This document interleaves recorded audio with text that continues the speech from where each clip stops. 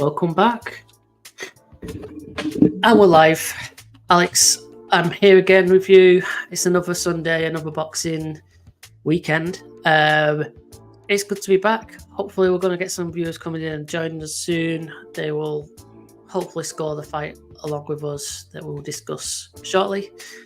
There's some instructions on the screen that we'll keep up during this introduction section so that you can get familiar with what we're doing and how to join in our scoring group. Alex, how are you doing, my friend? Been a few weeks. Yeah, no, definitely. Good to be back. Appreciate, all the support. I see Boz is in the chat. Shout out to you. Appreciate it. Yep. Got a haircut yesterday. Feeling fresh, feeling fine, you know what I mean? And yep, once again, ready to talk boxing and watch a great fight. Excellent. I will echo what Alex just said. Welcome in, Boz. You are here again, as usual. Good to see you. We're looking forward to your scorecard, as usual. For anyone else that's just joined us, make sure that you read the instructions, you read the video description. You'll be able to get a link to where you can score the fight along with us when we get to it. We're going to be discussing recent events first. Hopefully, we're going to get started scoring the boxing in maybe about 20 minutes or so. Hopefully a bit quicker, but we'll see. These things can sometimes take a bit of time. What we'll do, Alex, is let's just jump into last weekend's kind of shock result, really. I guess it took a lot of people by surprise. Ryan Garcia defeated Devin Haney. I don't think many people, if any, actually would have predicted that one. We certainly didn't. I didn't. And Ryan Garcia kind of put on a bit of a, I'm not sure if he put on a show as such, but he put Devin Haney down a few times on his way to a decision victory. Alex, I'm just going to throw this over to you. Let us know your thoughts, the mind games, the outcome, the future for both fighters, man. Yes, wow. What a build-up, huh? Devin Haney, undefeated, former undisputed two-weight champion, always seemed to be working in the gym, not saying too much.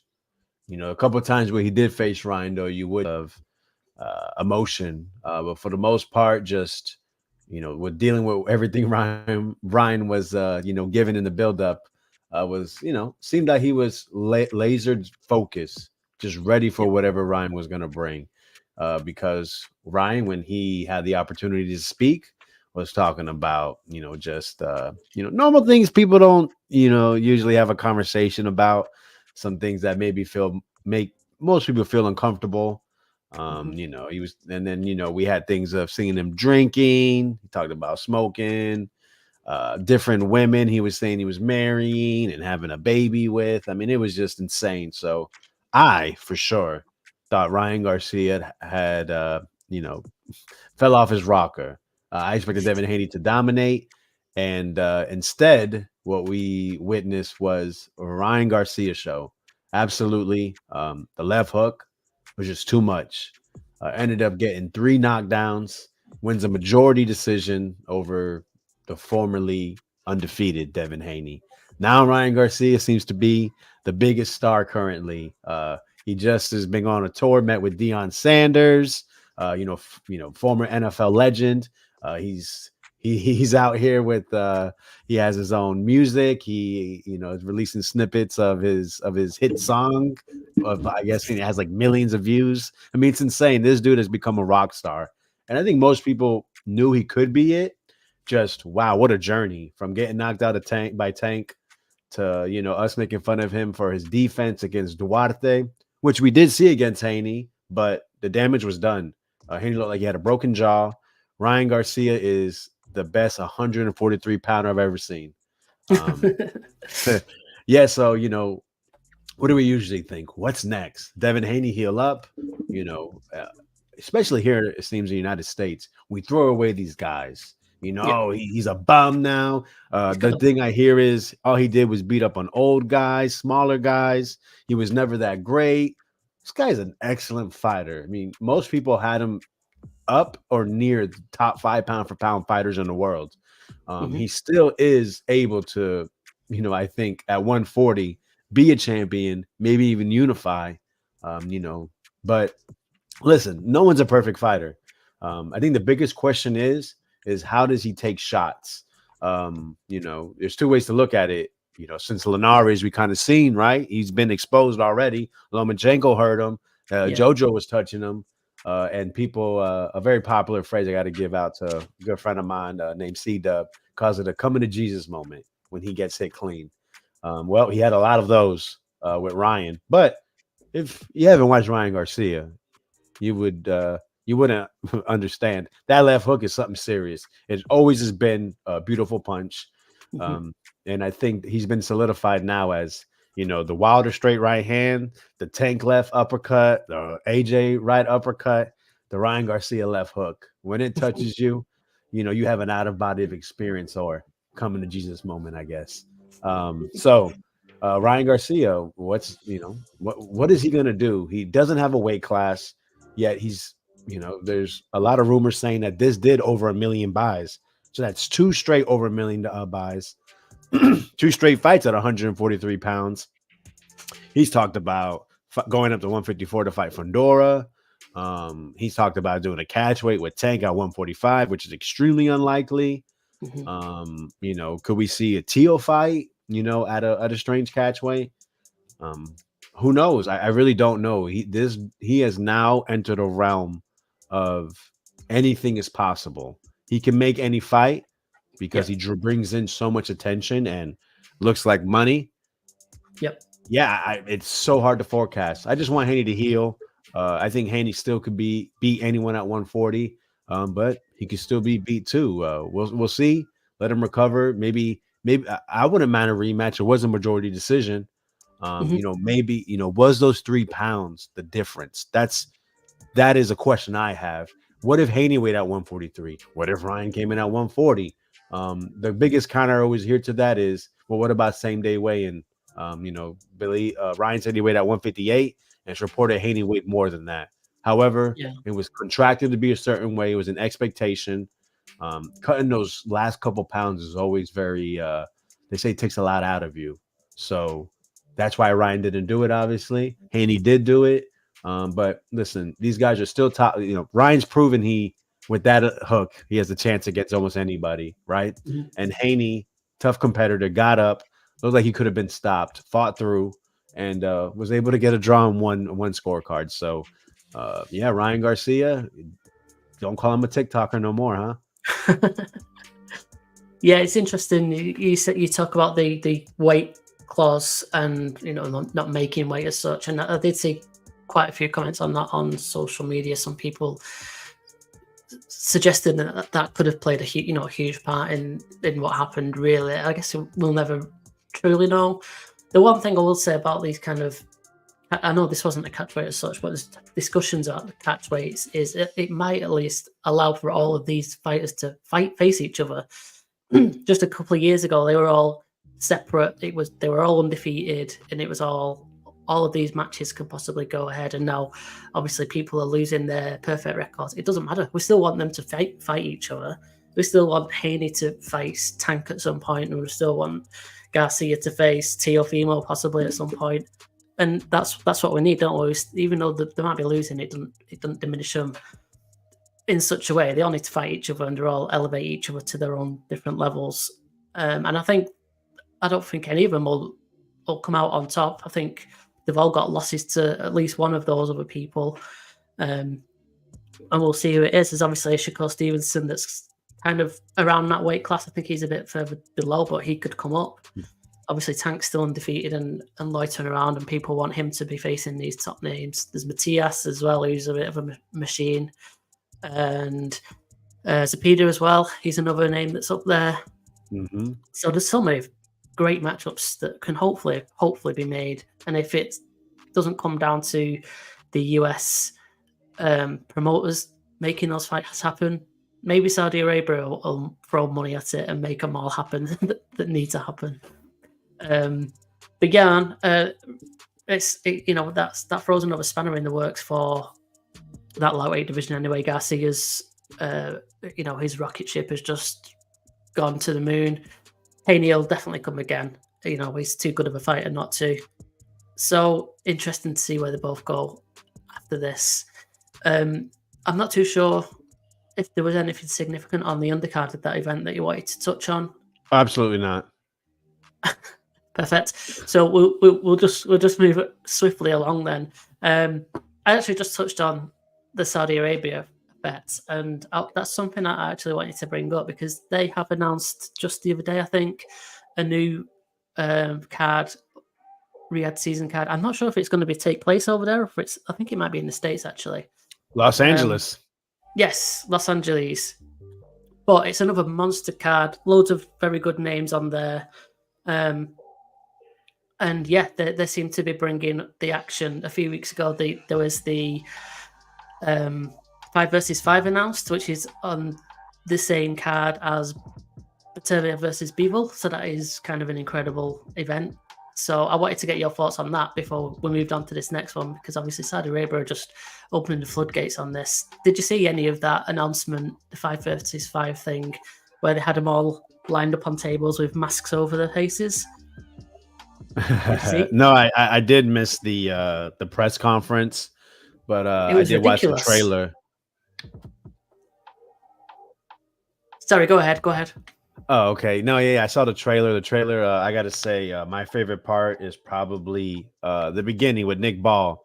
I felt that was really cool. Him as the butcher. I thought it was, it was really fascinating how they all had, nickname, and they had like a scene to play with in that nickname. I mean, that's great. That's how you get, as we call them, the casual fans drawn in. The 5v5 is a great idea. I love it. And yeah, it is exciting to look forward to, especially because the main event is so great. And those are the fights that you want to draw big attention to because it's, two undefeated guys, two guys, it's like fire and ice, right? Two opposing styles meeting the clash to prove supremacy.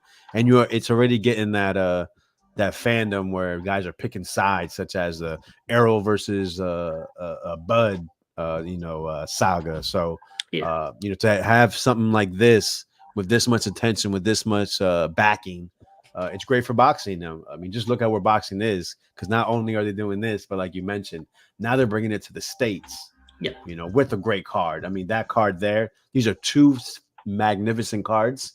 And man, I think no longer can you say boxing is dead, because it's very much alive. Absolutely. We'll obviously, as those cards approach, we'll discuss them in much more detail. I just wanted to get your thoughts on it. It would have been, if you've not seen the unmasking part, it was so funny. I would suggest trying to find it on YouTube. It was a bit of a car crash, really. They were all the fighters were sat there in full headgear, so that you couldn't see. Well, you could kind of tell who they were, but it was just like, can the first boxer take off their mask? And it was tacky as fuck, man. It was funny. I think they gave away Nick Ball early as well at one point, so that was a bit of a disaster. But it was interesting. It got the hype, and ultimately it's produced 5 great fights between 2 different stable of promotions. It's something completely unique. So it's amazing what money can do. It can bring together, the most competitive rivalries of matchmakers and put them in the ring together. So that's great. All right, let's move on. There was an event last night over in the States. I've already forgotten who it was. Jose Ramirez was in action. Can't remember who he faced. Alex. Rancis Bartholomew. Rancis Bartholomew, that's one. You take us through this card. There was some results last night. Let us know how it went. Yeah. So speaking of the Saudi Arabia card, what was one of the announced fights was Virgil Ortiz versus Tim Tszyu. Virgil was in action last night, And you know, he had, you know, the opportunity to take on Thomas Delorme, former, you know, 140, 147 pound fighter, being brought up to 154 to face, you know, undefeated, all knockouts in all his wins, Virgil, and went as anticipated. First round knockout, body shot, one shot, dead shot. Okay. You know, so you know, I was hoping Virgil would fight an opponent that would give him some rounds. You know, this was at 156 pounds. It's supposed to be fighting at 154. Second fight where it's one round. That's it. You know, pack them up. So it's going to be tough to forecast exactly what's going to happen with Virgil in the future because we're just getting small glimpses and not really any pushback. So to give good feedback on exactly you know what's to anticipate against Tim Tszyu, you have to go off of old fights. I really wanted to see him make the 154 pound weight limit and him to get some rounds. That way we can go ahead and have a strong confidence in Virgil. Listen, guy's talented. I mean, like I said, go back to his 147 fights. The dude's a buzzsaw. He comes to fight. He's smarter than people think. He's actually more skilled than what most believe. But he's going against Tim Tszyu, a guy that I've seen at the top level at 154, a guy that I've seen have to overcome, you know, different circumstances to keep battling. We haven't seen that with Virgil, so it's a little bit disappointing to go ahead and just see once again, you know, 2 minute wipeout. But Yeah. you know, definitely probably the fight with the most excitement is Tim Tszyu versus Virgil Ortiz on that August 3rd card in Los Angeles. Yeah. Perfect. Oh. Perfect. I mean, and then for the main event, I mean, Yep. you know, Rances Bartholomew's I guess you could say he's a former 2-weight champion because he had held world title belts of some version. You know, last we seen him, I think he fought a Mexican named Omar Suarez. It was a close fight. And before that, it was a premature, well, most believe a premature stoppage against Gary Antoine Russell, who he hurt in the first round. Always been a difficult style. Jose Ramirez, you know, workhorse, a guy that I believe was a former U.S. Olympian, former unified champion, lost to Josh Taylor in an undisputed fight. So he's a high quality opponent. But it was an interesting fight, actually. Jose was looking like his normal self, and then just could not seem to get out of the way of the left hand. Got hurt, got looked like he got dropped, and then Rances did this weird, you know, crazy combination to keep hitting him while he was down. Murphy doesn't call the knockdown. Rances continues to hurt him, and then they stopped the round early by like 15, 14 seconds in round 3. Okay. Rances was still hurting him after that. However, less value come out of him, and Jose seemed to not really get out of the way to left hand, but figure out ways to deal with it a lot better. You know, gets a wide unanimous decision. And it's unsure what to expect from Jose here. I don't know if it's the gym wars. I don't know if he's just having trouble making weight, even though this was at 142. He's a former 140 champ. You know, maybe, you know, this is who Jose is, or maybe it was just a long layoff, 13 months. He's a guy that looks like he needs to be in a rhythm to fight, and it's hard to be in a rhythm if you're not fighting. So, you know, people talked about they expect him to fight Ryan Garcia, an opportunity to fight Ryan. I don't see why Ryan takes that fight. He's not fighting Barbosa, same manager. Oscar Duarte was on the undercard. He got a stoppage of JoJo. They're in the same camp as well. So I don't know exactly what they're gonna do with Jose. Not you know, but if I'm a 140 pound fighter, I'm looking to fight Jose. I'll take short money. You know, I'll go to his hometown over there in the Central Valley. Give me Jose Ramirez because he seems right there for the picking.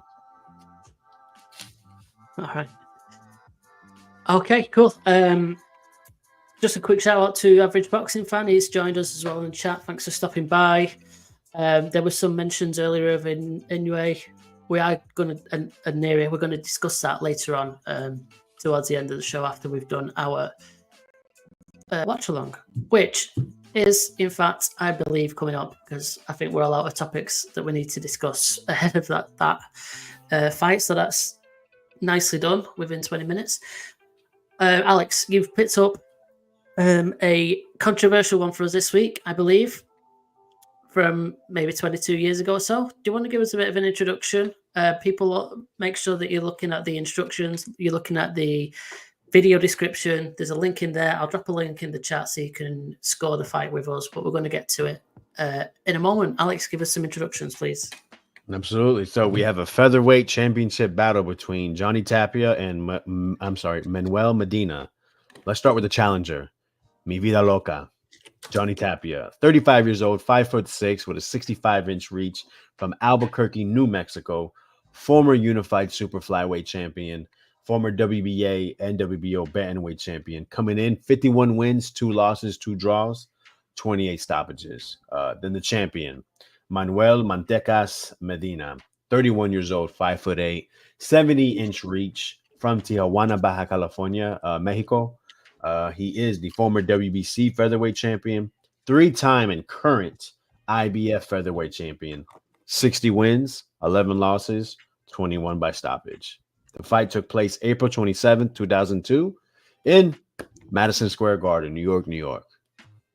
Beautiful. These are some pretty chunky records there. 22 years ago wasn't all that long ago in my mind anyway. But you don't see records like that these days, do you? No, not with that many fights. And the champion has 11 losses. I think the last time we really seen that was Salido. Yeah, probably something like that. Like we were just kind of discussing about, a loss for the likes of Haney and stuff, and suddenly it's the end of the world, and it just isn't. It's not the case whatsoever. Okay, I'm just going to send out this, and then we are good to go.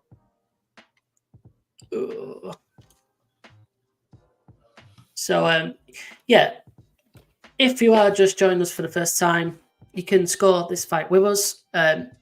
You will go into our scoring group if you register an account at fight-score.com/register.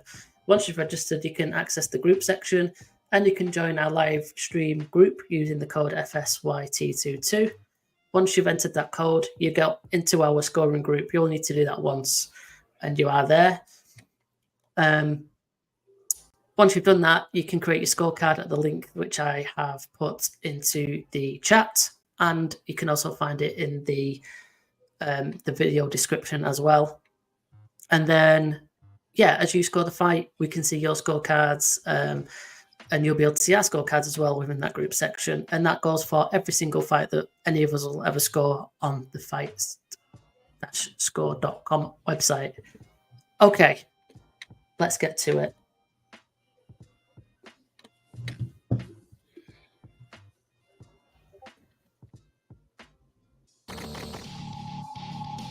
I'm going to have to forward through a couple of minutes, I believe. HBO after dark. Beautiful. I'm going to average boxing fan said I got the Vegeta hairline. That was hilarious. Thank you so much. Okay. What else did he say here? It's a fight with Tijuana. Aligned for these guys. Not man. Yeah, I got to give it to average boxing fan. That is what a coincidence. I did not even notice that. Yeah, it is Tijuana Fight Week. I'll just pull that one out there as well. It's gonna suck if they all lose, huh? That'd be interesting. Tijuana lose a week of Tijuana losses. Well, these two are swinging. Call it Tijuana Flats. You see, they weren't sure exactly how Johnny would fight. He's a decorated amateur. He can fight. So he can box off the back foot. He's got that Mexican warrior, as Andrew Ruiz would say. He can come forward, which is what he's doing now against the bigger man. This is at featherweight. Remember, he was a former super flyweight champion, Tapia. Nice body shot.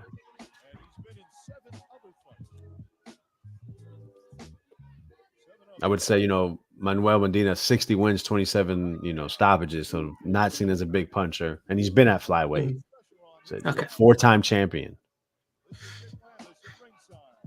4-time champion must mean he lost 3 times. Yep. A true champion comes back, right? Yeah, true. That's true. You see, Tapia definitely walk him down, body shots. That definitely seems to be the game plan here. Yeah, we got that one man walking, the other down, the other guy trying to just stay on the back foot and for him. Mantecas, that's like something to do with butter. I don't know, like that nickname. Oof, nice right hand from Tapia. A little bit bigger.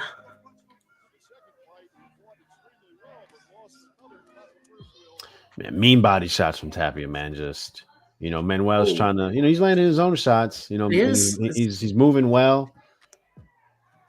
He's landing clean as well, but Tapia's just like, nope, coming forward. It's interesting to see the smaller man just walk down the bigger one, huh?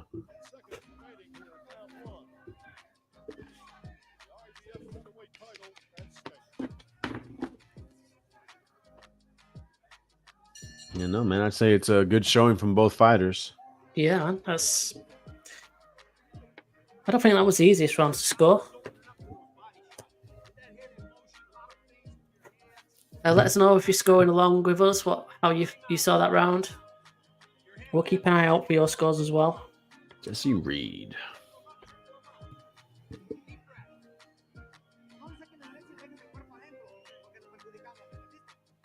Well, like he has a whole family in his corner. Girate. 3 of them.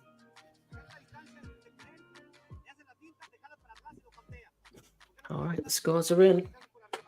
Let's see if it continues this way. I would say it looks like Medina was throwing him more punches too, even though he was on that back foot. Oh, shit. Slip and rip. I've had to do a second scorecard. It timed out for some reason.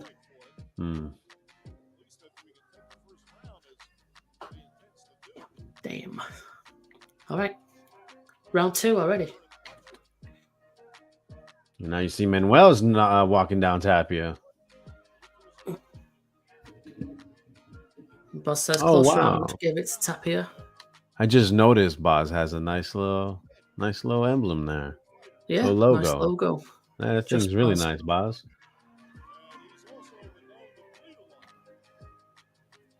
No, back to Tapia on the hunt.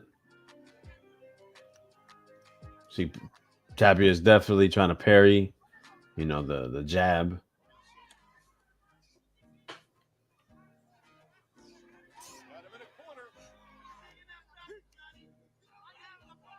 So we got Mexican American versus Mexican, right? As average boxing fans say, it was real Mexican, born of the motherland. Yep. Nope. I absolutely agree with that. Average boxing fan, he is parrying very well. See if he goes back to the body shots. He had great success with that.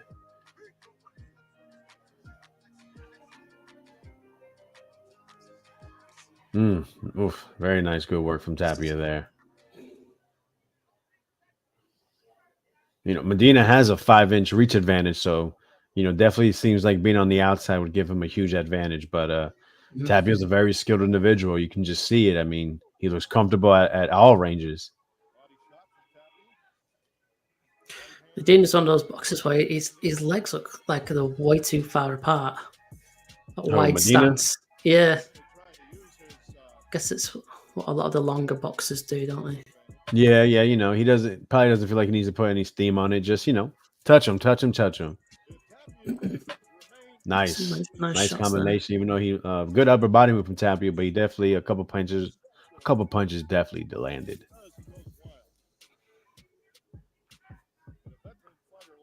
It seems both fighters are quite comfortable already in the fight, so I think things are probably going to steam up a bit.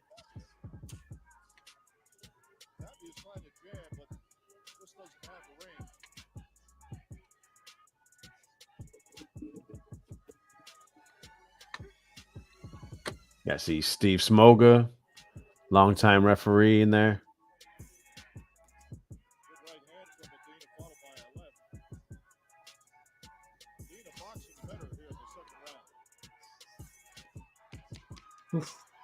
Who that left with mean intentions.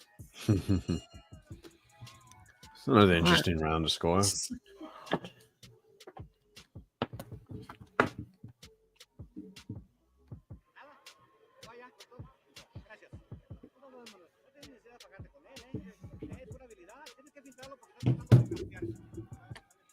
You know, Tapia, and then he said, "Oh no, we've lost Alex."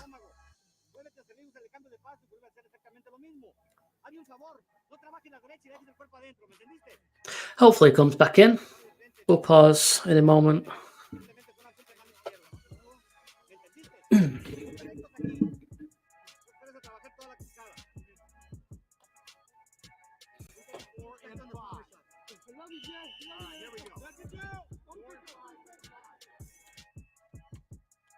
Right, we'll just give Alex a moment. Hopefully, he's going to come back in.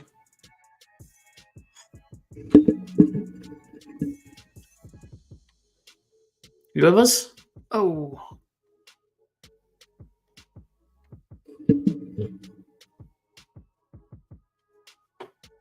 It looked like he came back for a second then. So hopefully he'll come back in a minute.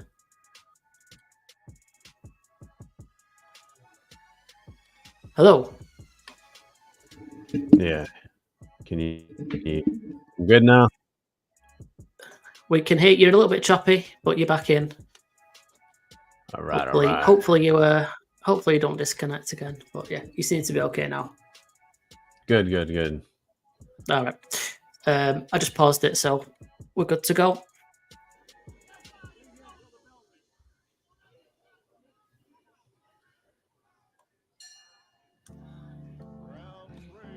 Round 3.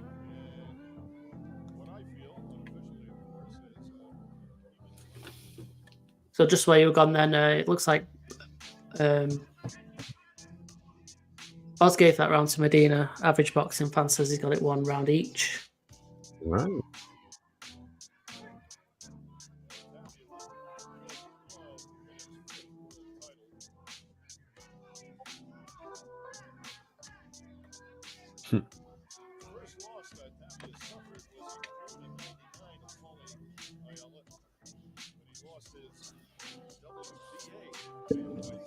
While you're here, folks, if you're enjoying yourself, please consider hitting the like button.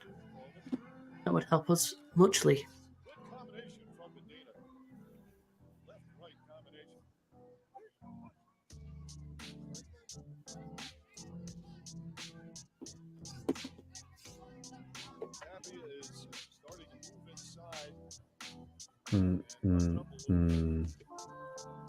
Then we go back, you know, past what? Almost this whole round, Medina's been walking down Tapia.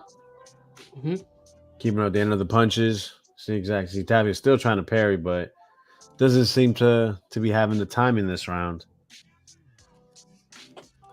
Oof. Oh, you get a few then.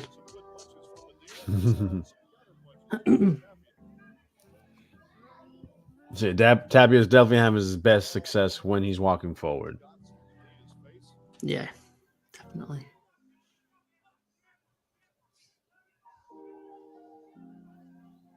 Keep in mind, here are 2 fighters. One has 60 wins. The other one has 51 wins. 51 wins and 60 wins. Tapia smiles as Medina took a little shot at him as they broke him. You see Medina, man, using that footwork. Double jabbing. Oof, nice little hybrid uppercut. Step away. Keep him at the end of the jab. It's good work right there. Comes to the center of the ring, jabs, backs up. Tapia a little bit frustrated at this point. Ooh, damn, did Tapia land that left hook? This is a case of the champion having a great weapon with his reach advantage.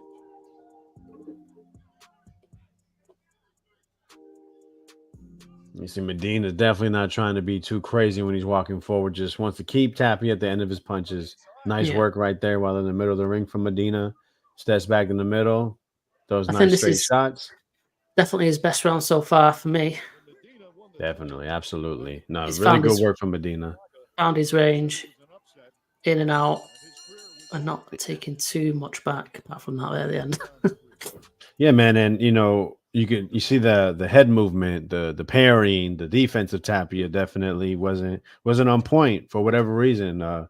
Medina definitely seemed to found his rhythm to where Tapia can't really catch on. I mean, he mostly we've seen Tapia good head movement, catching, parrying, and then he was, because of whatever Medina was doing, he couldn't do any of those things.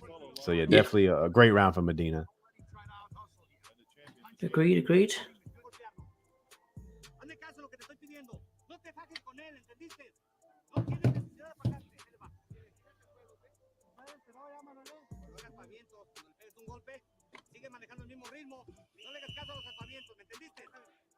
Yeah, for Johnny's nickname, Vida Loca, right? My crazy life. It's a perfect. Okay, so it does mean butter. Okay, that's what I figured. But it's the perfect nickname for this guy. I mean, Tapia. I mean, crazy life. They've even done a documentary on it. Guy dealt with drugs, overdosing. They said he's been could have been pronounced dead 5 times. Right. Got suspended for cocaine, testing positive for cocaine. Didn't fight for 3.5 years. I mean, that's why you see him going up from all the way from 115 now to 126. Mm-hmm. Oh, nice. Good Nice left. little up jab there, swivel jab. Or one of my friends would say the ramrod jab. One of my British friends.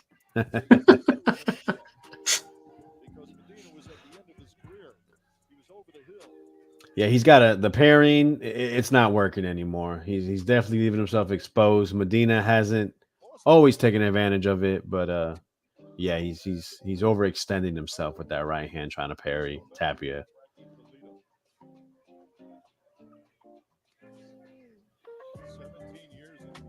You can see the length is bothering Tapia, and that's why he's got to work himself on the inside. Nice, nice little cupping left hook, but definitely maybe should have followed it up to the body. I would say.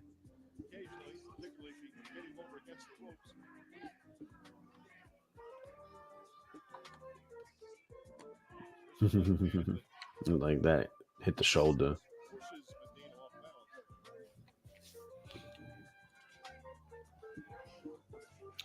Coming up to the last minute. I think it's fairly even this round so far. Yeah, but you can see one guy's way more comfortable. Yeah. Tapia, man, he has countered a few times well. He's landed the best shot of the round as well.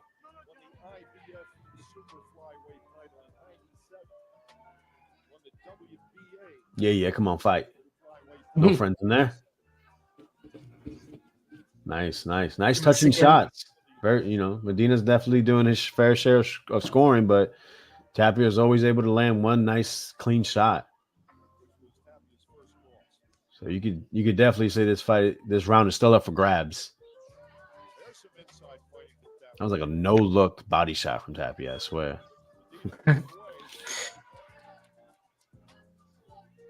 Right?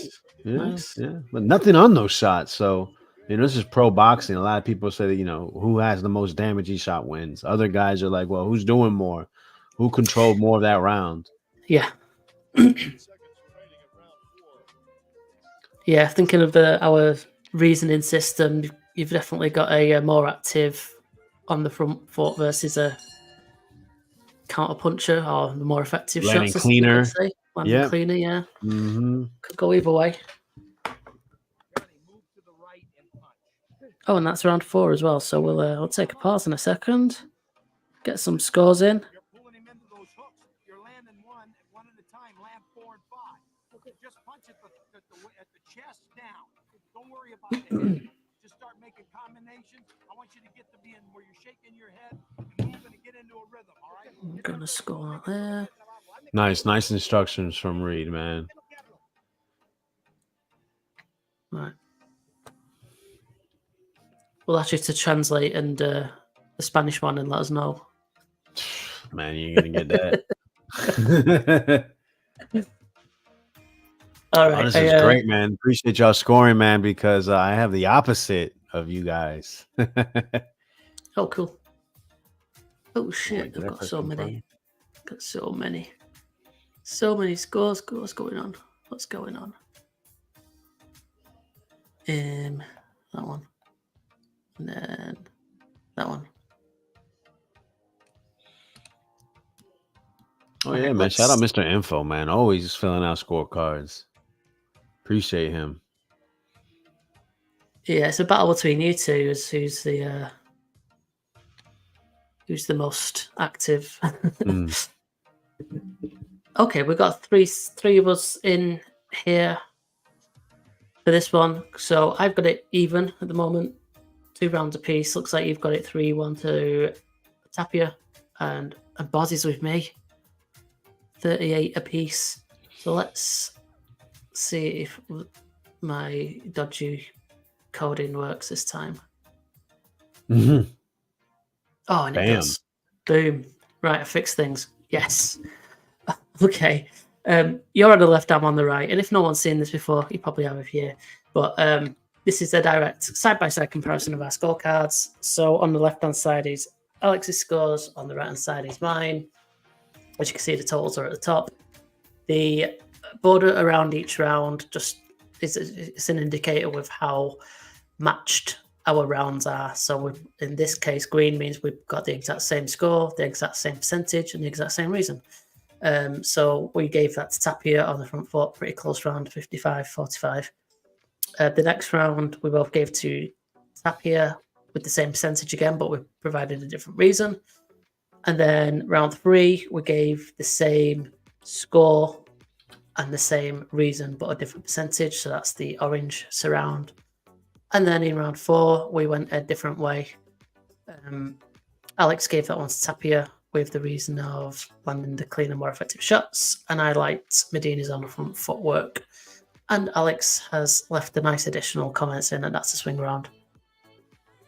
Perfectly captures the scoring system. So there we go. All good. So 3 out of 4 scores are matching 75%, matching reasons 50%, and unanimous matching rounds is 25%. We'll keep an eye on that as the fight goes on, shall we? Let's continue. Things seem to be heating up.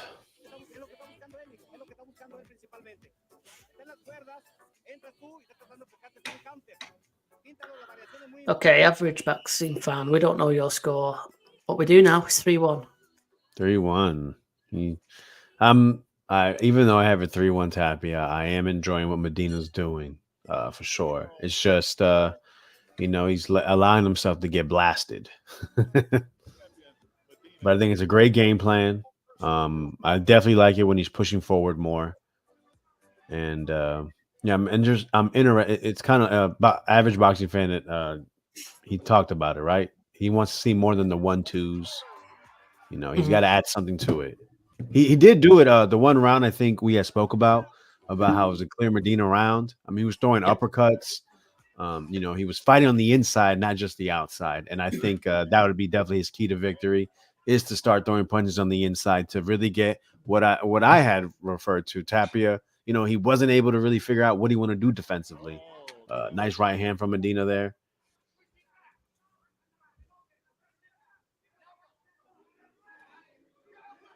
Settling down a little bit in round 4. See right there, it's like, oh, nothing's happening, but no, he's keeping Tapia thinking, touching shots to the jabby up top, jab, and then turn into a hook. Look, see, that opens up opportunities for those quick little hooks, those quick touching shots. Be able to do that every now and then. That leads to the victory. Next thing you know, it's 5 rounds straight of that. No damage is being done, but you're getting hit constantly. It's a nice little spell that for Medina. That lasts 45 seconds or so, bouncing around, sailing inside. Nice. Touching him up. Very nice. In, nice timing on that right hand. Yeah. It's good work. He's not putting anything on those shots, right? Obvious. But they're scoring. He's doing it again and again. Yeah. People get too tied up in the big power shots, the head snapping. Yeah, we all want to see that. But there is beauty in this as well, man. This is an art, and he is showing you a piece of that art. This is what Devin Haney should have did against Ryan Garcia. God damn it!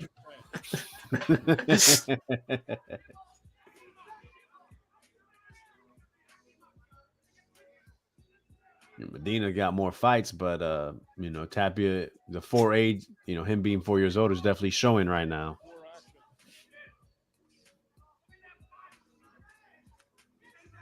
Did you mention their ages at the start of this? Sorry. Yep, Medina's 31 with, you know, 1,000 fights, and Tapia is 35? 35 with 900 fights. Okay. Yeah. Yeah, no, man. Very enjoyable from Medina. He's boxing very well. The non-traditional, you know, Mexican style, you know, showing you it doesn't matter where you're from. If you can fight, you can fight. And to be a top level champion, you got to be able to fight in different ways. I don't know how Medina fought before, but you know, we're seeing that he does have, you know, some wrinkles to his game. He's a champion for a reason. Beautiful work. Beautiful work. I mean, that was a clear Medina round. If you don't have Medina, I want you to go ahead, press the like button, subscribe, and then click out.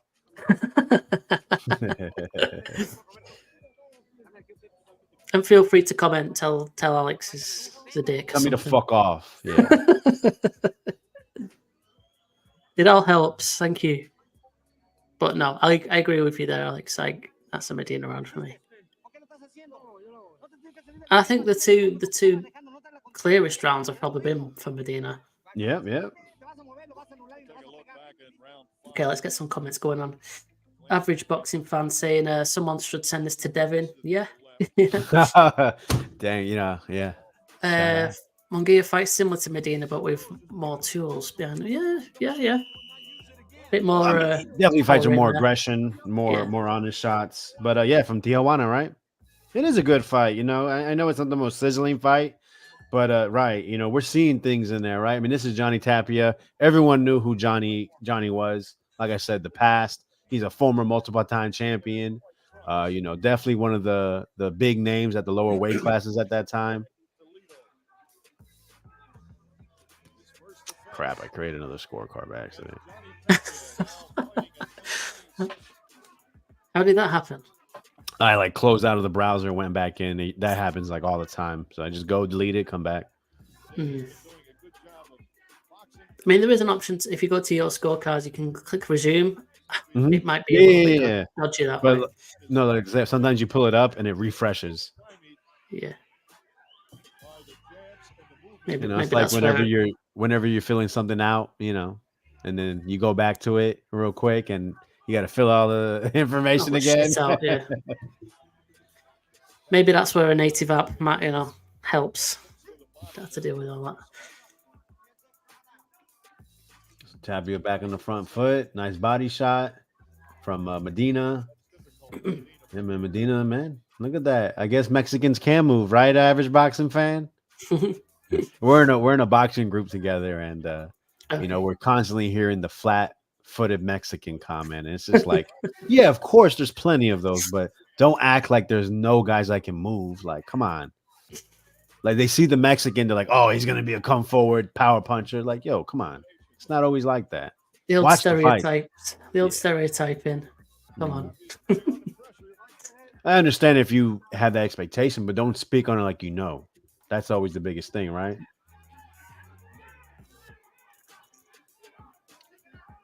Not too much going on this round. You know, once again, you know, Manuel with the touching shots. Tapia coming forward, trying to land the one hard shot.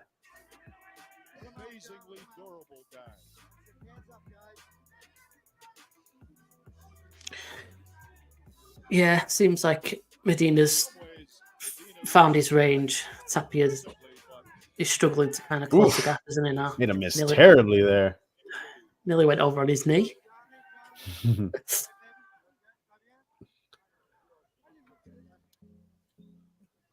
Always funny boxers bowing like that. It's like, yo, you Japanese?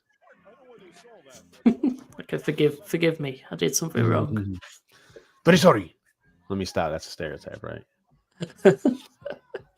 Shout out to any Asian viewers we have. We appreciate y'all game. You know, we have a big fight in Japan. Looking forward to it. Great card, which we'll speak about later. We will. And I know I was in Thailand last year, and the people there It's just so Big left hand from hospitable. Medina. Yeah.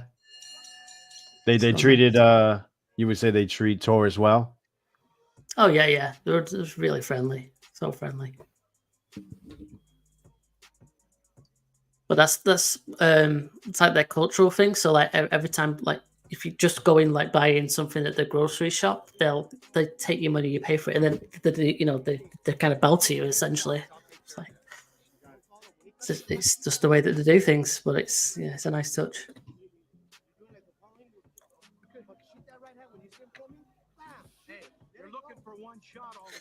Okay, end of the round. Let's get the score in. Halfway into the fight already. Yeah, 6 down, right? Yeah. Average boxing fan 5-1 Medina. Wow. So Okay. like 3-3. Interesting. Round 7. Scheduled for 12. Yes, I wonder what Tapia can do to go ahead and make the change. I mean, I think countering, Medina, he's not really snapping his punches, so there's opportunity. It's just taking the risk. I mean, I don't see why Tapia isn't. Is he conserving his energy because he's expecting this to go all 12, unless he can finish it? So, yeah, nice jab from Medina, man, snapping his head back, touching right hand. Look, and then feints the jab. Beautiful work. This is boxing. Shout out Triple G. Corners yelling, take Medina's jab away from him. I mean, look at that. I mean, yeah, it didn't. Nothing landed, right? I'm gonna keep talking about it, but throws the left hook, slips left, rolls right, steps off. That's beautiful work. Tapia fought a great fight. It's funny to see the tapping shots. Like it's like, yo, come on, come on, Tapia. Footwork. He did get stunned. Yeah, he has to be quicker on the trigger. Is it all the fights? Is it the drugs? The lifestyle catching up to Tapia. And he went on to do extremely well, and it was hooks to the body that won it for him. And not just that, he has a shitload of fights as well. Surely that's going to take a toll on both of these guys, the amount of fights. Championship fights, too. And I think you're seeing a little bit of both here tonight. He's frustrated because Medina is moving so well. I could definitely see why this is going to be most likely controversial. The big name versus, the guy with 11 losses. And the guy with 11 losses is looking quite impressive. Mm-hmm. But he's facing a big name. the guy who's pressuring too, Everyone always gives more credit to the guy that's, hulking forward and throwing hard shots.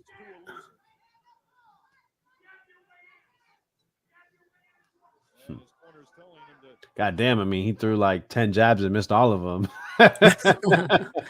It's got a nice body shot there. Body uppercut.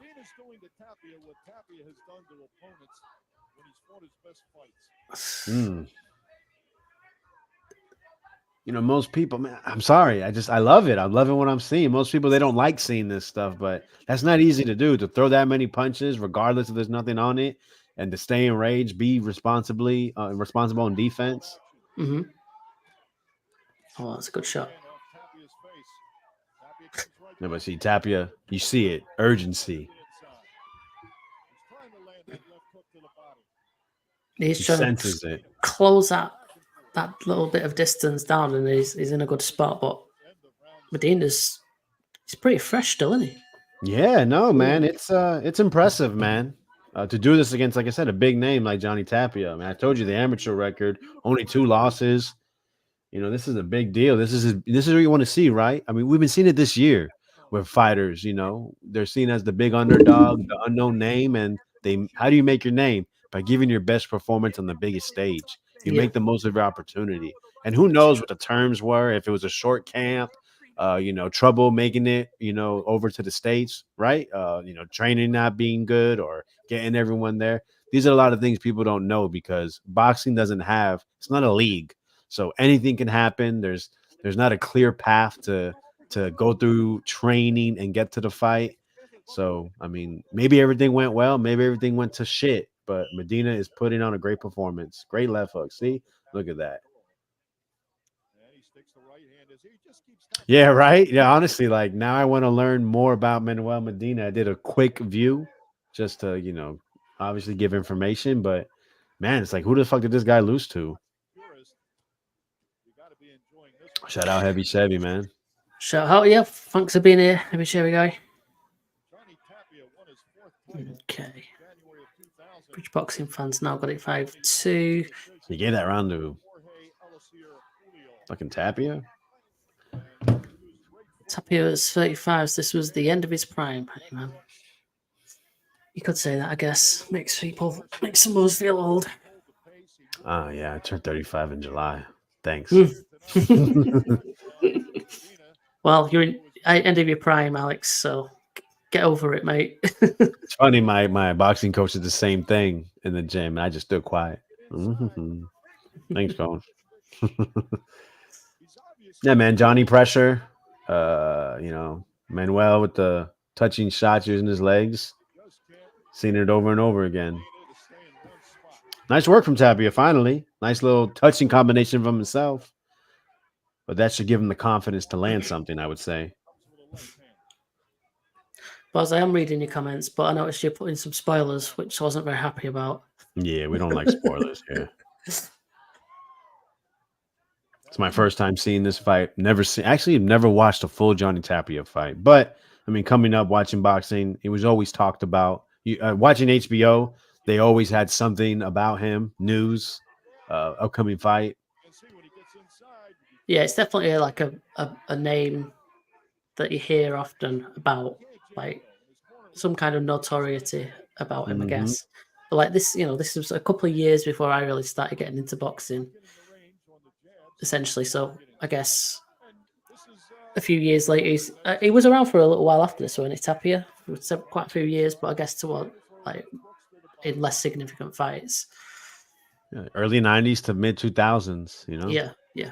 So he probably was just dropping off the radar as I was kind of hitting my fandom for boxing. Definitely a quieter round. I would say Tapia's defense has been really good this round. He's able to land some shots. So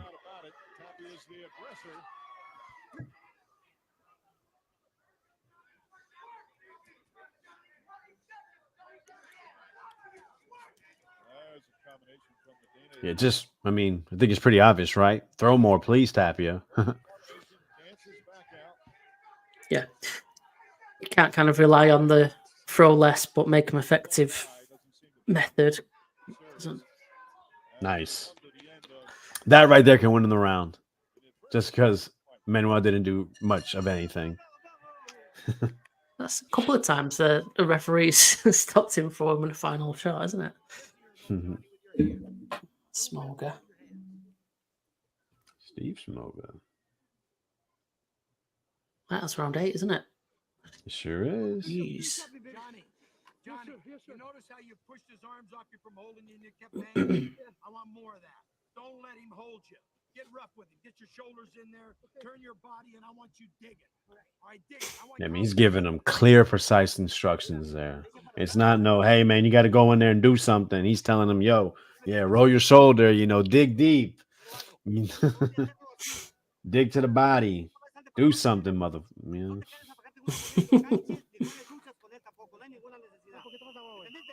Okay, I hear a whistle, so pause. Right, let's stay on our side by side and reload it. Okay. So the scores up at the top there. It looks like Alex has an even fight, 76 for each fighter. I've got it 77-75 for Medina. So we'll go from round 4. And we've got a grey border, which is just the same round score. So round 5, we both gave to Medina. We had different percentages and reasons. We had an exact same score there on round 6, both to Medina. Controlled the action. Close rounds. Round 7, we both gave to Medina as well. And then round 8, we both gave to Tapia, controlling that action. So yeah, there we go. My percentages show, really rather close rounds. Yours are slightly more skewed. So when Medina's winning them rounds, he's winning them more clearly, it seems. Which I'd go with. It's funny how that can work, right? So that's what makes the system so interesting, man. Honestly, I mean, if you're a guy that likes to score, definitely, show, hit your friends up, show them, make scorecards, see exactly how you compare to the judges, but not just the judges, just other people that are using the Each scoring other. system. Absolutely. is leading this fight. Yeah, I do like that. Sometimes the system, when we get quite a lot of people that have scored a certain fight and it's a very close fight, it's quite interesting when, even though one fighter might have won the actual score, the other fighter wins the actual percentages, the average percentage, because he might have won some of the rounds a bit more clearer than the other person. It's quite interesting if you kind of look at it in that regard. I mean, probably like with the Devin Haney, Ryan Garcia, Devin won more rounds, I would say, but Yeah, Ryan was destructive for 3 rounds for sure, which you would expect that slider to be, a huge difference in between those two. Exactly. For the WBO title in Dublin, Ireland.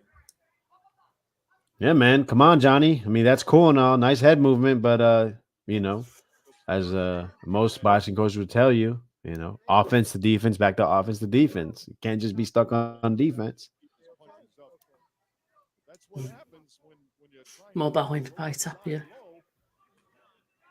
your best punch is a left hook to the body against a taller man. I did not like that headbutt at all. You can see it. He was like, "Oh shit." There's a right hand. Medina bounces it off Tapia's jaw. Come on, Johnny, get in his shit. Yeah, I think he's up the pace. He's up the pace a little bit, hasn't he? He's trying to get in there a bit more urgency. That was a nice body shot. Keep in mind, these are two fighters who always Last minute already, round 9. Yeah, but you see every time they split, I mean, he wants to get in his shit. So, but it's like, yo, you gotta throw punches. Like, what are you waiting for? You're using upper body movement, but nothing's coming back. It's like you only want to throw a certain shot, but it's like, yo, that's not gonna win you the fight. Nice overhand right, but yo, follow it up. Damn, why'd he fall so easily? Shit, is he high? That's intensity, folks.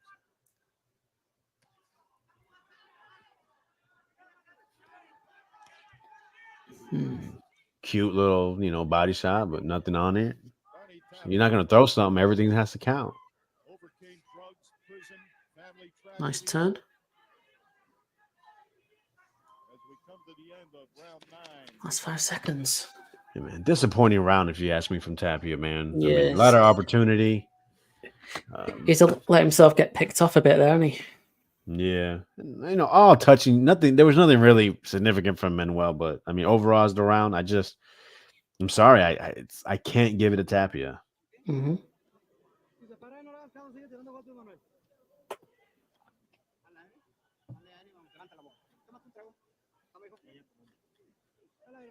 Vamos 2 rounds, nos faltan 3 rounds para tener su campeonato todo lo que le da. Y anda desesperado, le hago la aclaración. Se está yendo como torito, se va a venir como torito. Ahí cuando tiene que trabajar más. Did you say burrito? Must be hungry. Get rough. Yeah, the accent made me feel like he said get rocked. I was like, what? That's an interesting thing to say. No, I thought you left, average boxing fan. He's finding rounds to Tapia. That's good. Feels bad, man. He feels bad for the Mexican American. All right. To round 10. Yeah, we're close to the championship rounds. 10th is not a championship round, everybody. It's not. It's not. I wonder if Tapia can hurt Medina. That'd be interesting. Hopefully, Tapia gives us the opportunity to see. There's a good combination from the What was his record knockout wise? Would you say for this for Tapia? Was he a 51 heavy? wins, 28 KOs, and this Okay. is 3-4 weight classes above his starting point. It's okay. No, he's not a Terrence Crawford, I would say. And the crowd loves There you go. it. Loves it. He's gone a full walk him down mode. Oh yeah, that's what he needs. Putting on the pressure, waving his hand. Fights come alive. Love it. Oh wow. Got Medina on the ropes. Did any of that land? I don't know. Yeah, I mean he's celebrating something. There's a double jab. Just missed. Medina trying to hold Nice straight right hand. Finally, he Oh, cut. Ate a uppie. April uppercut. Yeah, it looks like he seems to want to land one shot like that and just sit on it rather than following it up. When he, do that again and again, and you win the round, mate.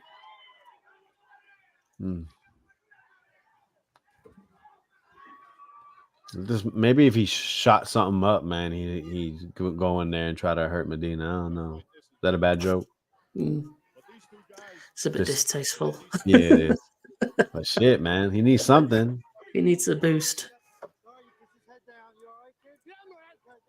don't think either one of them ever fought a dull fight. Stay up. What the fuck? What's going on? Headbutts are definitely bothering Tab. He's starting to get pissed. You can see it. There you go. See? Yeah, he's got to take chances. Yeah, it's reaching and missing. Medina seems still fresh, doesn't he? He's still bouncing. He's still on his toes. He's still in and out. I feel like he was starting off as a Tapia round, but the last minute or so, just Tapia can't get anything going.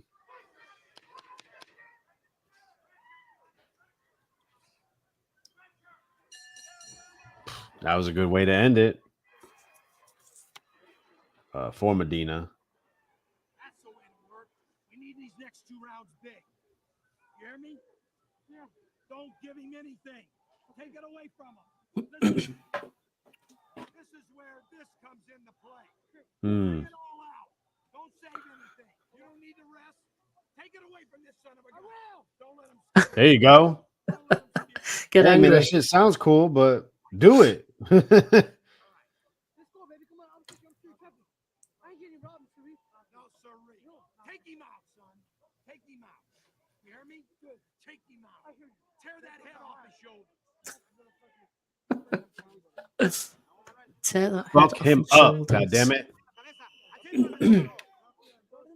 Well, you say it's not a close fight, but there's 2 rounds to go. People can get dropped, so we'll see. And Boz suggests it is a close fight. He's got it 5-5. Now we're into the championship rounds. Yes, we have entered the Thunderdome. And follow BWW. Why not? We're stealing their video for this. So yeah, give them a follow and a subscribe. Why not? They've got some more boxing videos on there to enjoy. They deserve it. Yeah, obviously for Medina, keep doing what you're doing. And Tapia, I mean, you saw the urgency in the corner. We need to see it more in the ring, though, the urgency. And if you notice, Medina sometimes almost Cool. Nice slips. Throw something, though. kind of backhand him with a second jab. Medina could do this all day. I mean, he's been doing it basically all fight. Hold Tapia off if you can. Yeah, man, that headbutts, bro. That shit's got to be super annoying.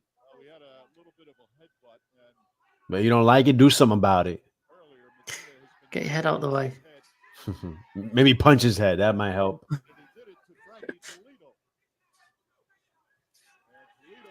he did it to Frankie Toledo. And Look at that. because of a bad head cut. Yeah, he's being schooled.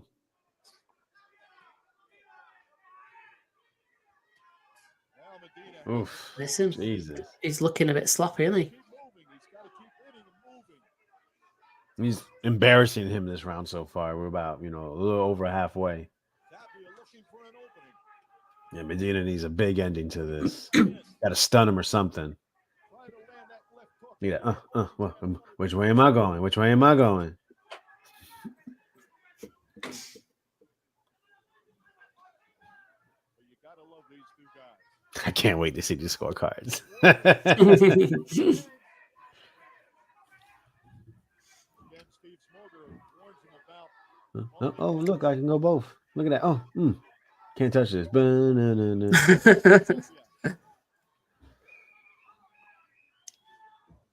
Literally hopping. Here comes Tapia. Man, Medina is a unaccurate motherfucker, though. God damn. Oh, inaccurate, I'm sorry. Volume over precision. But he's doing enough to win the rounds for me. Anyway. Oh, for sure. I mean, like we said, Tapia edges rounds out. Medina is like, it's obvious. Well, not according to Boz. I mean, Boz scored that last round to Tapia seemingly somehow. There you go, man. Look, he ain't hurt. I don't think he can kill a fly with these punches, but it's scoring. Yeah, no urgency. Like it's pretty aggravating to watch. Like what? There's nothing else you can say in the corner. It's just like, yo, you don't want to fucking be here? Then why are we here? It's a championship fight. You fought so hard to get here. What are we doing? This is it. 3 minutes to go. We are firemen on this plane. we say that quite often on this, don't we? Why are they not throwing more? Why is there no urgency? It's probably easier to say it looking on, but it's normally like that with the A-side fighter, right? It's like they know, like, all right, I got 2-3 rounds in the bag already. It's disgusting. Like I said, this guy went through fire, man. I mean, like I said, so many drug overdose, been arrested, suspended, and maybe it's just too much to overcome. I mean, I can only imagine living that lifestyle, a lifestyle that I don't really know much about. All right, we're into the last round. Remember, folks, after this, we're going to be discussing loads of upcoming boxing, so make sure you stick around. We'll be talking about Canelo. We'll be talking about Inoue. We'll also be talking about Lomachenko. So, yeah, lots of boxing talk to come. We'll obviously compare our they have scorecards. losses. All of them. Every single one. Shite.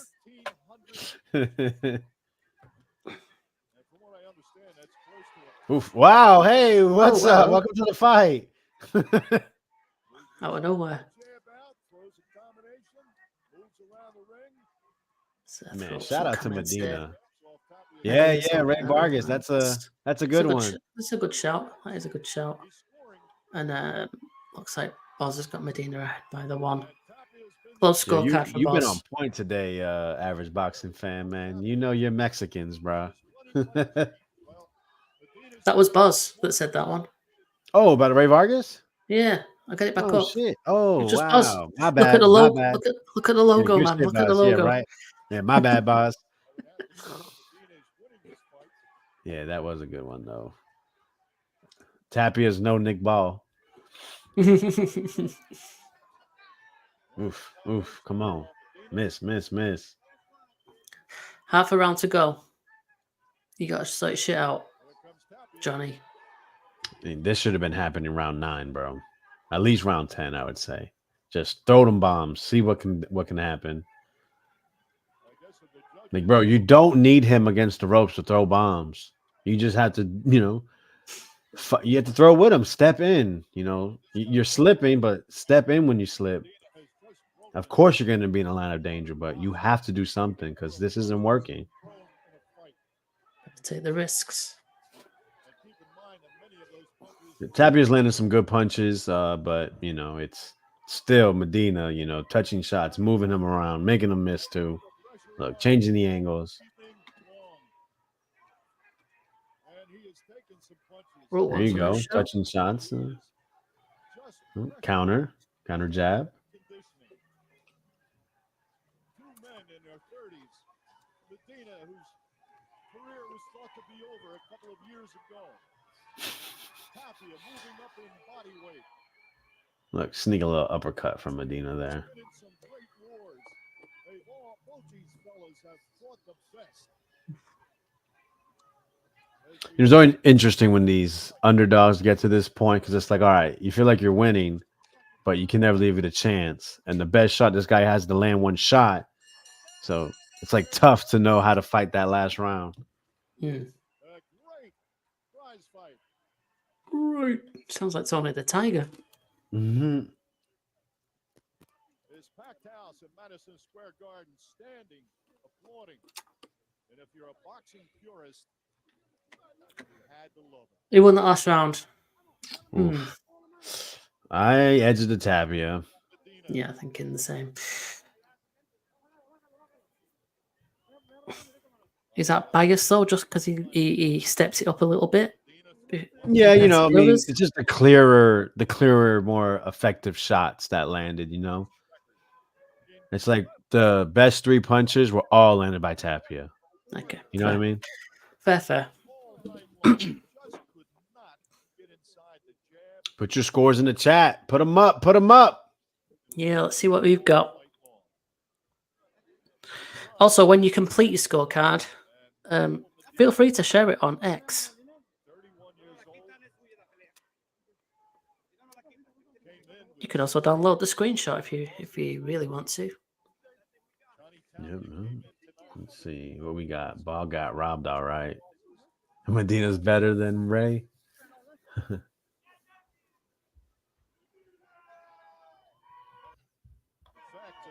Gonna move this onto the scores. A man who has Let's see. Boz has got 115, 113 Medina. Average boxing fan, what was your final tally? Put it up. We'll see. title defenses with the decision. Here we go. We're about to get it. We go to the Budweiser scorecards. Melvina Lathan scores the contest 114 to 114, even. Tony Paolo scores it 115 to 113. George Colon scores it 115 to 113 for the winner. Oh, close. And new IBF featherweight champion of the world from Albuquerque, Wowza. New Mexico. Average boxing fan gave it 8-4 to Medina. Well, Chevy guy's been scoring in the background. Good man. 115, 113 Medina. Tapia won the Same last as I round. Yeah, had. you agree? Yeah, you All know, right. close. You know, the two closest rounds I both gave to Tapia. So, you know, I felt like Medina won that fight. I felt that, yeah, you could kind of say it was a robbery. I mean, maybe. It wasn't fair, I guess. It just doesn't give Medina any credit. I mean, they didn't give him one scorecard, even though I had it close. Boz says definitely not a Tapia win. Average boxing fan says Crooks from Malloy's World Boxing. He has no problem with a draw, says Boz. I don't know. Let's reload this one and see if our last 4 rounds went. I think we might have had pretty similar, to be honest. So we gave round 9, round 9, 10, 9 to Medina, both of us. Same reason, controlled the action. Round 10 to Medina, also, but with different percentages and reason. Round 11 to Medina, and both gave round 10 to Tapia. So it was pretty similar, to be honest. 11 out of 12 rounds, we scored the same. So yeah, we got close, but not quite exactly the same. You gave it 115, 113. I had 116, 112 to Medina. And if we go back to the group page, we can see there that Boz has the same score as you, Alex. So a rare agreement for you there, which is nice to see. Awesome. Okay, well, that was an enjoyable fight. Yeah, I'm not gonna lie. In the beginning, I was like, "This fight kind of is," but it was great boxing from Medina. Disappointment from Tapia, man. You know, that's like I said, first fight I actually seen, so it kind of sucks that is the image I'll have of Tapia. But like I said, 35 years old, drug addict. You know, it's gonna be tough to be showing your best at 35. But you know, I was hoping maybe this was a coming. You know, they was gonna be like a coming from behind victory, which I guess it turned out to be. So, yeah, come from behind, stayed behind, never was ahead. But yeah, Or maybe to those absolutely. scorecards, he was never behind. I got to check. Yeah, that's unfortunate, man. That was probably Medina's career performance. Probably never had a big opportunity after that. You know, that's the shit you hate about boxing because when it's a knockout win or underdog story, you know, it's like, wow, it's amazing. Like Hector Luis Garcia, we probably never would have saw him if he didn't beat Colbert. And look, he got the tank fight. But if he loses, if he gets robbed, he's probably fighting some guy, probably fighting Dominican Republic, going to take some weird fight in Mexico and getting knocked out by some guy that's 12-11 with like 2 KOs. You know what I mean? Absolutely. Okay. Let's move things along. That was fun as always. Like I said earlier, if you don't mind, folks, if you don't mind popping your actual final scorecard in the comments on this video, that'd be really useful. We'll do ours after the stream's finished. But yeah, that'd really help us getting some comments on the videos. That'll help with the algorithm and all of that nonsense that you say as a YouTuber. Let's move along to some upcoming boxing action, and we can stick with the Mexicans because coming up on what day? I've gone past the date. Saturday, the 4th of May, which is next weekend. It's a big Mexican matchup. It's Saul Canelo Alvarez versus Jaime Munguia for all of the super middleweight titles. I know that this wasn't exactly the fight that you wanted, Alex. I think it's a pretty good fight. You know, Munguia's been, going through the divisions and racking up his nice record of 43 wins. Give us some thoughts on this one. Give us a prediction of how it might go, who's going to win. Yeah, and then we'll discuss some of the other fights because this is a pretty stacked card, so it might take some time to get through. But yeah, go ahead with the main event first, Canelo versus Munguia.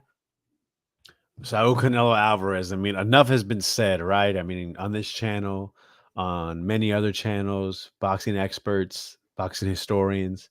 I mean, already a Hall of Famer, still the current undisputed champion. Might have the most undisputed defenses of the modern era. I wouldn't doubt it, or at least since Bud Crawford became undisputed. That time frame where it seemed to make it the thing to do to be undisputed. Yeah. We've seen so many different challenges, right? Small guys, tall guys, fast guys, strong guys. And now he's facing, another guy bigger than him, younger, this time, undefeated. So what is it to expect? It's all Mexican showdown, huh? We just haven't gotten one of those in a while. I'm talking about this is the top of the top level. Two guys that have been seeming like killers, seeming like killers in there, on their way up. Canelo's approaching 34 years old. We've seen, like I said, so many battles. What are we going to expect? The last knockout, what was the last knockout? Caleb Plant, if I'm not mistaken. What was that? 2021? I can't go anywhere. So, no worries. We can wing it. And there's enough to be known. So, anyways, Jaime Munguia is a fighter that, exploded on the scene. A lot of people don't know, but he was turned down to fight Triple G when Canelo failed his drug test. So what do? They're able to get him a 154-pound strap opportunity against Saddam Ali. Knocks him out, beats the shit out of him. Has a couple good fights. Liam Smith drops him, wins unanimous decision. Yeah, I'm thinking, all right, this kid is definitely someone I want to watch. Then he fights who? He fights who? Then he moves up to 160. Has a couple decent fights. The Gabe Rosado. Everyone knows who Gabe Rosado is. Oh my God, there's another fight that I just not coming to my head, but no worries. And then we go back to fighting who? Fighting who? You know, who the heck is Luis Correa? Why are they fighting? And I feel like you can shoot a 3-pointer from the inside the ring. Like, you know what I mean? Jimmy Kelly, you know, decent guy, but why is he fighting Jaime Munguia, a guy that's had opportunities to fight Demetrius Andrade 2 times as a mandatory? The opportunity to fight Jermall Charlo, but never took it. So then we get, he moves up to 168, fights Dariunchenko, a guy that's, battle tested, right? Man, what a fight, right? I mean, Dariunchenko looked like he was going to stop Jaime Munguia a couple of times. I mean, he was, flailing around in there. Dariunchenko was a nice solid guy from 160 being moved up. No one anticipated it to be such a war. But Munguia is able to drop him in the last round and flood that victory. I'm not going to lie. When I saw he was going to fight John Ryder, I said, man, Ryder's a real tested guy. I said, man, I think Ryder's actually, even though he's shorter, I think Ryder's going to be too strong and just too tested. Boy, was I wrong. Munguia beat the living shit out of John Ryder, better than Canelo. I mean, he dropped him? Let me see, once. Wow, what? 1, 2, 4 times. Canelo dropped him probably twice, but they only called it once, and it stops John Ryder. So, like you said, not the fight I wanted. Talked about it enough. Is it a good fight? It is a good fight. Is it going to be action packed? One would assume. We see Munguia. Munguia never seems to be afraid. A guy that can get hurt and recover. A guy that's going to keep pushing the pace as much as he can and try to knock you out. Canelo, what is going to happen, right? Let's go back to that.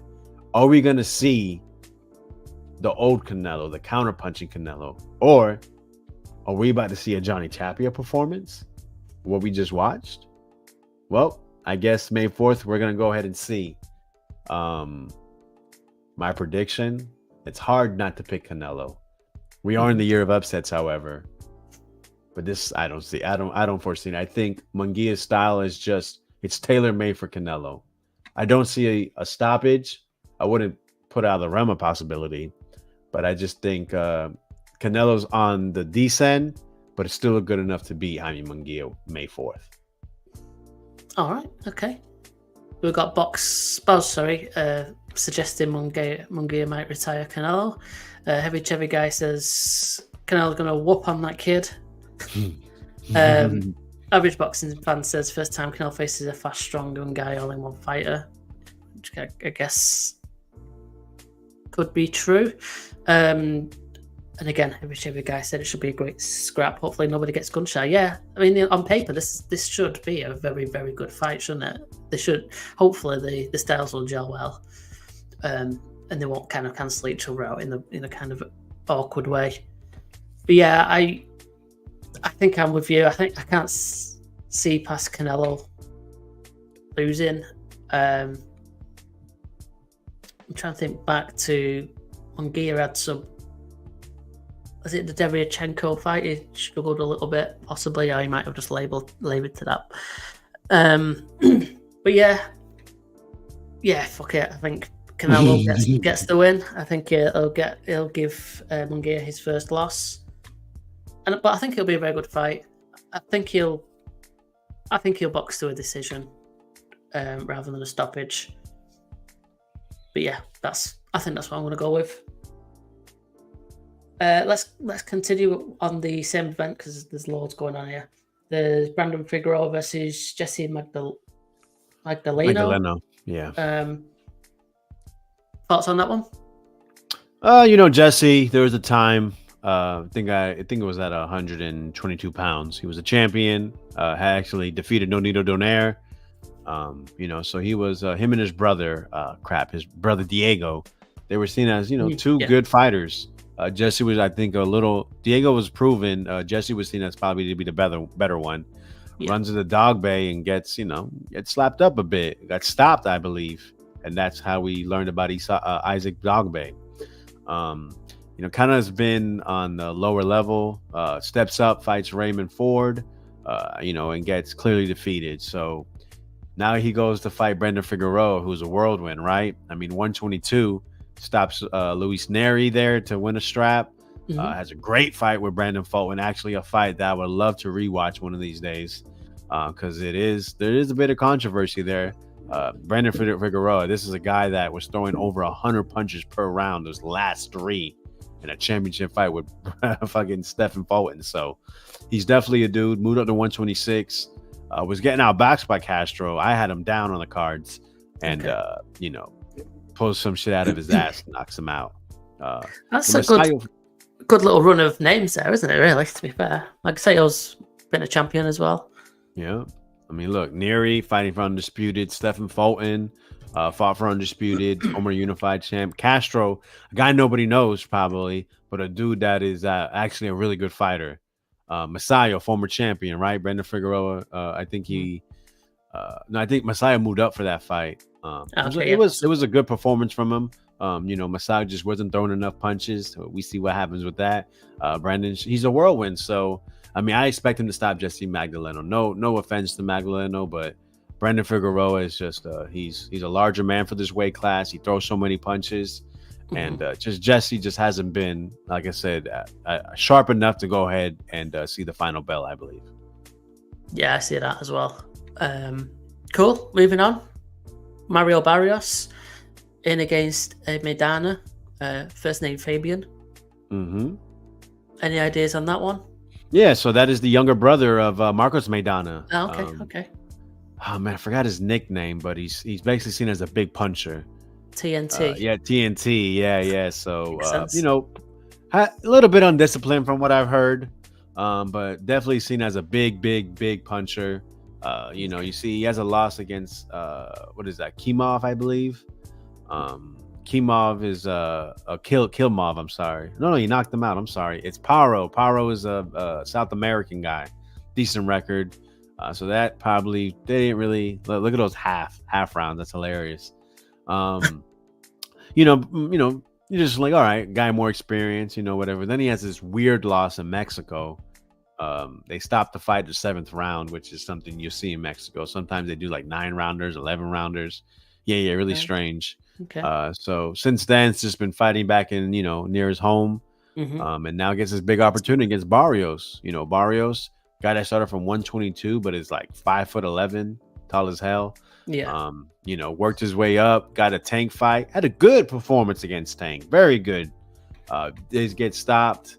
Then they said, all right, no problem. We're going to bring you back. Now you got to face, former unified champion Keith Thurman while you're moving up. They say he looked like Avatar with how his nose got broken, goes, gets with Bob Santos again, who he's with early in his career. Has a good performance against Giovanni Santiago, a guy that's been in there with Gary Anton and Adrian Bronner. Then he goes against Ugas, which was a real test. Even though Ugas hadn't fought since he got his face broken, Ugas is a guy with a great amateur background, good welterweight career. Yeah. Really, brought his career back from the dead after, some struggles at 140. And, man, he could have stopped Ugas. Different referee, different result. Still gets the win. And we'll see what happens. I haven't watched Fabian Medina. It's dangerous always against a puncher. But you would just have to, think they have this for, entertainment purposes. And but Mario Barrios, I think there's a lot of big fights out there for him. So I would expect Barrios to pull out the victory. Yeah, cool. All right, before we move on, just looking through the comments, there's been some good chat going on in there. I liked this question by Heavy Sherry Guy. Does Canelo retire if he gets KO'd? Oof. I don't think he would. The Mexican pride, the Mexican pride won't let him. No, he has to run that back or, do what he did with Bivol, avoid it, the rematch. Yeah, I think he brings too much money to the plate when he performs. So even if he lost, he's still going to sell out arenas and make a shitload more money than he already has. So I wouldn't suggest so. Munguia can't let Canelo dictate the pace. Munguia needs to establish his pace. Canelo, there's LeBron James in the ring. He slows the game down, then it's all bad for the opponent. Yeah, that's what the best fighters are able to do, to dictate the pace. Fight at the pace they want to give themselves the best opportunity. I mean, we saw in the last fight, right? Manuel Medina was able to dictate the pace to where, he was able to control, throw as many punches as he wanted and get the fuck out of Dodge. And then do it all over again. That's why I expect Brandon Figueroa to stop Jesse. Jesse's not a high output guy.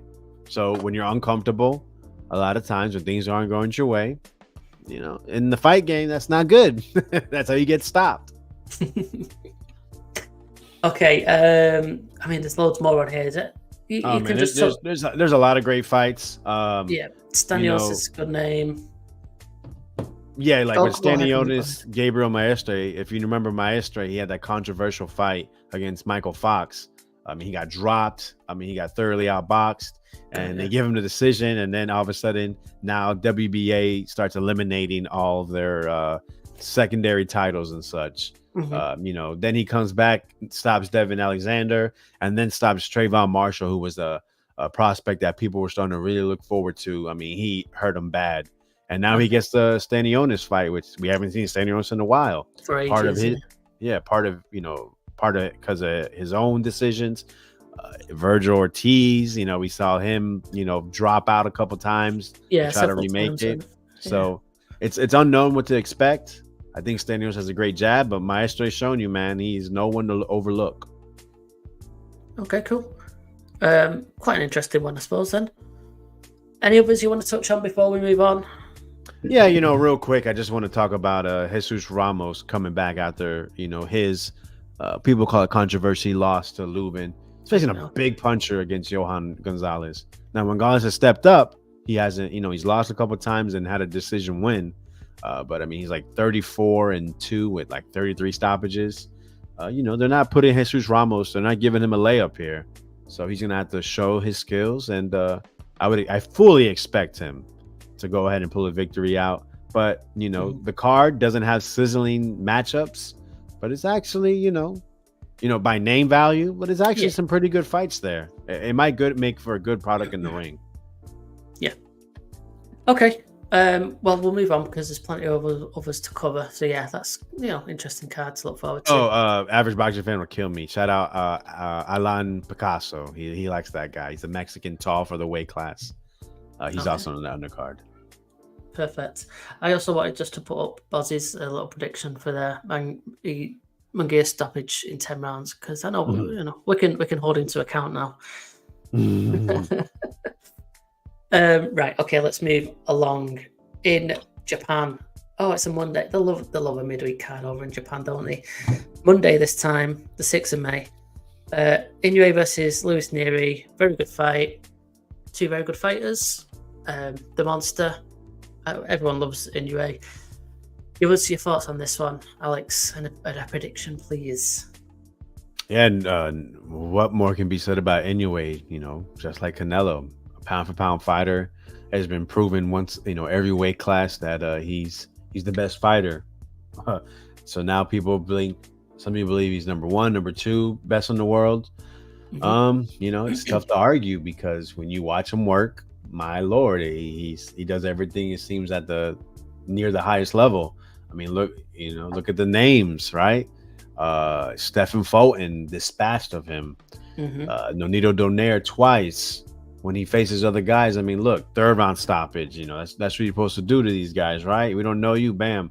Tapales, I gotta say, that was a tougher fight than anticipated. Tapales figured out, with his natural size and with him, being in the shoulder roll, that Inoue couldn't really do exactly what he wanted.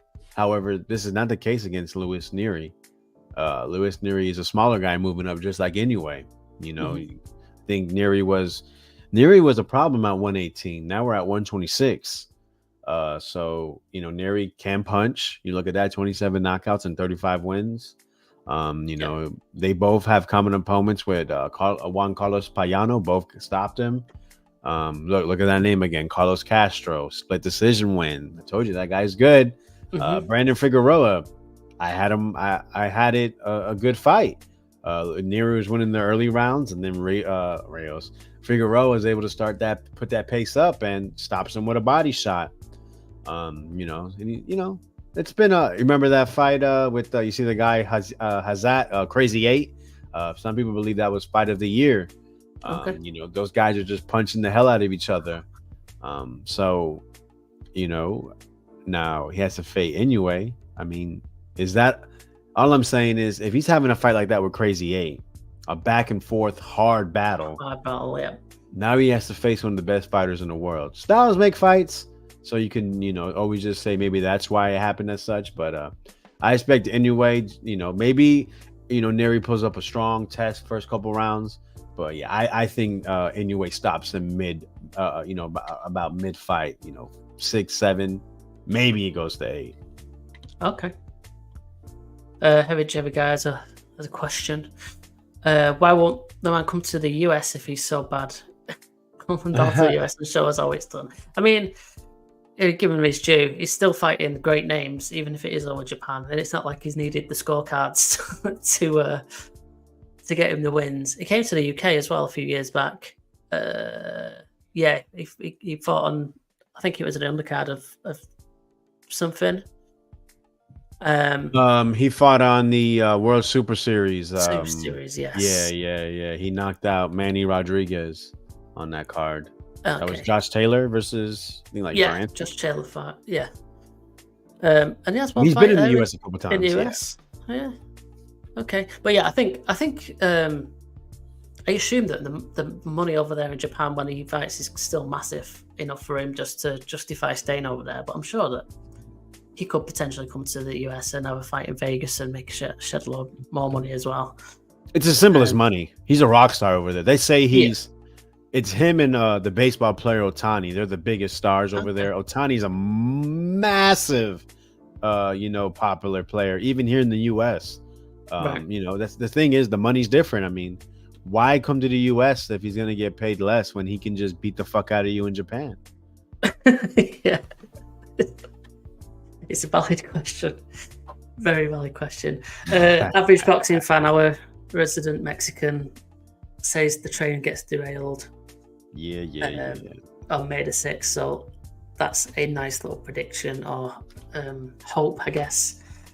See, this card has 4 world championship fights. We don't really get that, too often at all here. Not since like the 90s, 80s. Now, there aren't the most, popular names. We don't really know these guys in the Asian boxing scene, which is a shame because, those guys, they usually come to scrap. So, Jason Maloney's going over there fighting a guy named Yoshiki Takai, 8-0. You see Seigo Yuri Akui, who I seen fight already. He won a decision last time I seen him. I think it was on the Takuma Inoue card when Takuma beat the Filipino Encajas. The last time out, yeah, that's right. You got a surprise knockout. Inoue fights a little bit similar to Naoya, but he just doesn't have the power. Has the athleticism, but just he's not really cracking. Though he got a knockout against Encajas, former 115-pounder, however. So I don't know any of the challengers. Decent records, but I've noticed, man, these Japanese fighters, they're pushing those young guys. You see 8-0. I saw a guy fight Jonathan Gonzalez, Puerto Rican champion. Guy was like 6-7-0. I'm not sure if it's a case of rushing them. Obviously, at these lower weights, there's not generally as big of a field of competition. But yeah, the Japanese always seem to throw their younger guys in with the, not like up to 20-0 against nobodies to get them out and in the ring with some decent fighters, don't they? Like I say, it's a shame that we don't really know as much about the smaller weight classes because generally they make for the better fights, don't they? 2 small guys that just come to throw lever at each other. Usually always a pretty good fight. Well, the issue too is timing. I mean, time as well. It's a crazy time difference between like the East Coast of the United States against Tokyo. It's right now it's 1:40. They're 13 hours ahead of me. Yeah.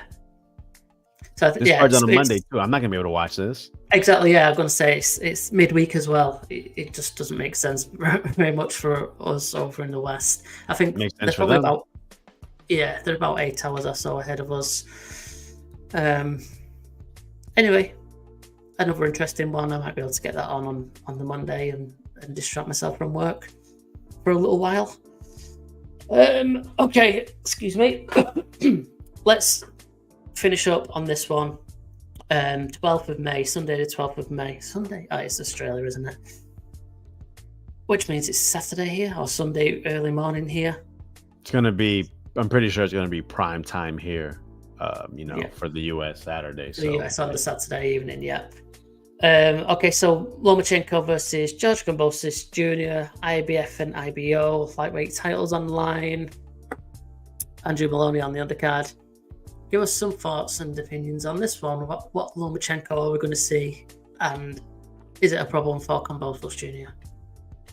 Yeah, Vasyl Lomachenko, man. I mean, I said it once, I said it twice. A guy that doesn't need to be much said. I mean, 2-time gold Olympian, 3-weight champion, blah, blah, blah. Been, it's a great fighter. You see those 3 losses, and it's like, damn, 3 losses in 20 fights. It's not good. Whatever, man. Listen, yeah, he lost against Salido. Tough. Salido, man, if you don't know anything about him, he's some people call him a dirty fighter. He's a nasty guy in that ring. So many low blows. Lomachenko finally learned how to figure it out in his second pro fight. And I mean, he made such a great surge at the end of that fight. Lost. You can't take it away. He lost, right? Mm-hmm. Then beats Gary Russell. Fast forward, beats this guy, that guy, Teofimo Lopez. Too big, too young, too strong for him. Loses that. Then gets a couple good wins. Fights Haney. Man, that fight there, I don't know if it won on most publications, but I thought it was fight of the year, the highest level of the highest level you're gonna see for last year, if you ask me. I had Lomachenko edging it out. I'm gonna say quite controversial. I know quite a lot of people.